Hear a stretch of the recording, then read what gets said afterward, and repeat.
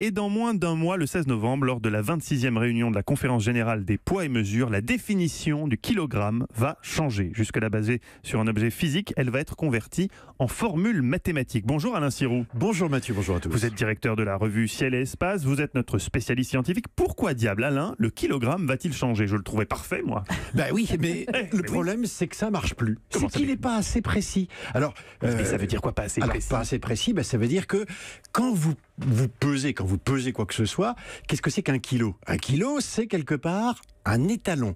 Et le kilo, le vrai kilo qu'on appelle le grand K, en fait, c'est un cylindre de platine, d'iridium, qui se situe pas très loin de Paris, qui est au pavillon de Breteuil, au Bureau international des poids et mesures, et qui était enfermé dans un coffre depuis 1889. Alors ça, c'est la référence. C'est toujours valable aujourd'hui, ça. C'est toujours valable. Le problème, Mathieu, c'est que alors il est sous 3 cloches de verre, il est dans un coffre, il y a 3 personnes qui ont 3 clés, etc.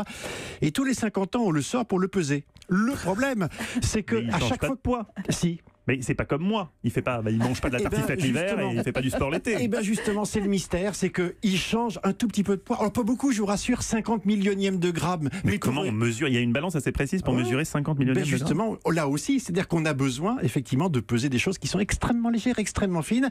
Et cet étalon de référence, finalement, il ne tient plus la route. Et c'est un des derniers, si je puis dire, référent, étalon physique. Souvenez-vous du mètre. Le mètre avant, c'était... Je m'en souviens très bien, moi je l'utilise toujours personnellement. Voilà, alors vous êtes un bricoleur, vous avez le mètre à ruban. Mais simplement, les professionnels, qu'est-ce qu'ils ont chez eux? Un laser. Ah oui. Ah ben oui, vous regardez ça, vous voyez bien. Et en fait, le laser, il mesure en mètres aussi. Alors il mesure en mètres aussi. C'est pas le nom mètre qui change, mais c'est l'instrument de mesure. C'est-à-dire que là, avec le mètre, c'est la vitesse de la lumière qui va compter. C'est-à-dire on mesure à quelle vitesse se déplace la lumière dans un temps très court.